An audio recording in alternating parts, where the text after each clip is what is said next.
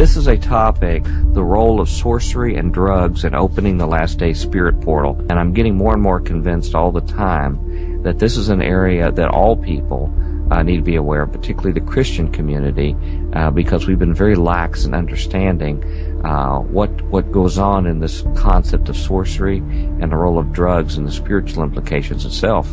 The whole purpose of this talk, and just to give you a little heads up here, is to educate, first of all, on some history of sorcery and drugs in spirit contact, in use in spirit contact, both from secular and biblical records. Sorcery, if you look in a simple definition, for example, in Wikipedia, it's called the manipulation of magic. But I'm very interested in what the ancient world says, and particularly the Bible.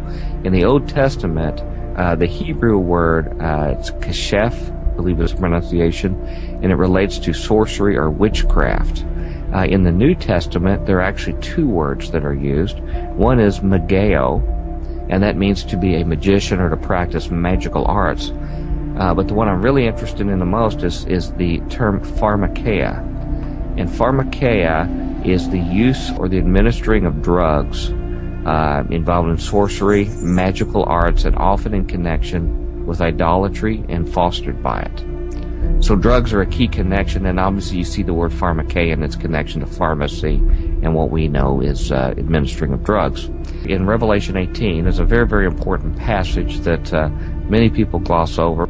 In that passage, if you read it, you will find very clearly that the kings of the earth and the great merchants of the earth conspire together, and it says they do sorcery, and the word used there is pharmakeia, which is the use of drugs to control the activities of the world, and it says through this they deceive the nations of the earth, which is a very, very powerful passage and describes a lot about the deception of our world systems and institutions over the populace, over their control of food and drugs and things like this.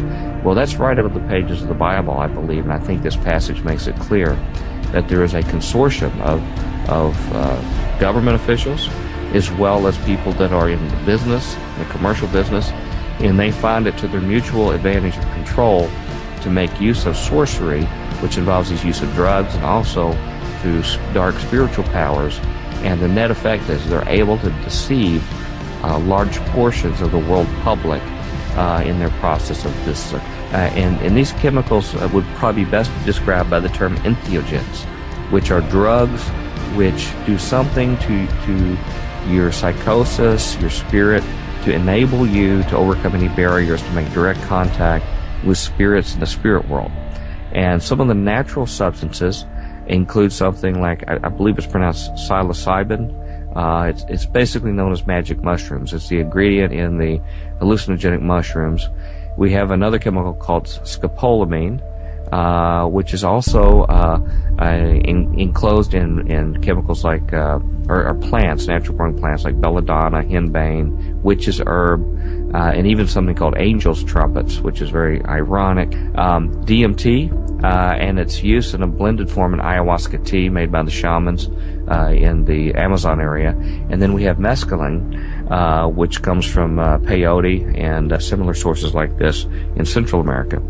Now, there are man-made chemicals. We have not been satisfied with the natural entheogens. Man has decided to make his own more concentrated versions, and some of these are things like LSD, chemical DMX, which I'll mention more just in a moment, and even commonplace alcohol in certain cases does a very effective role as an entheogen.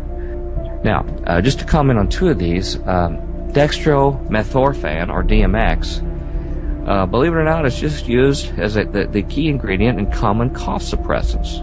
If you go to the drugstore and look for your cough suppressants, they're going to have a DM symbol typically on them.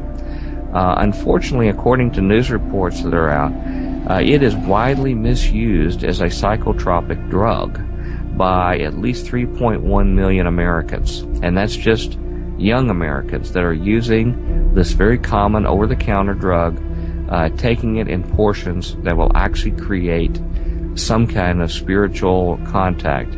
And the reports I have said that they've documented entity contacts, out-of-body experiences, and other paranormal events by use of this simple chemical that we have in our own drug cabinets. There are actions, I believe, now behind the scenes right now that it is premeditated and being planned to have the use of drugs to chemically assist humans in establishing contact and opening portals to the spirit world, to actually overcome whatever limitations we have, any barriers to overcome them. And I would say that if you do some studying in this, you will find, and you're probably already aware, most of you, that a very large portion of our population is already on mood-enhancing or reality-altering drugs. Many of these are, in fact, tryptamine-based products that affect our neurotransmitters, and in many ways are very, very close cousins, very similar in their look to serotonin, to DMT, and similar chemicals itself. And their chemistry is just very, very close to hallucinogens and their effect on neurotransmitters. The long-term effects of these chemicals, since there really so many of them are new in this generation, are not understood. But they have documentation where some of these drugs have gone and had the opposite effect at a later date, unexpectedly, of psychotic events that result in suicides, that result in death events of people. The impact is already happening in society with the number of people who are succumbing to the spiritual impacts of drug consumption and other kind of occult activity, and as well as the increase in psychotic violence that's occurring. Control the substances you and your family ingest, and that requires, and that's all materials, drugs, food, anything you take. Now, not only the physical intake, but also the intellectual and spiritual intake as well. And that requires education, a substantial commitment on your behalf for education, tempered by reasonableness and balance. One can become paranoid in the subject, so you've got to be reasonable, but be smart, be informed in your decisions, and invest the time to be aware of what you ingest.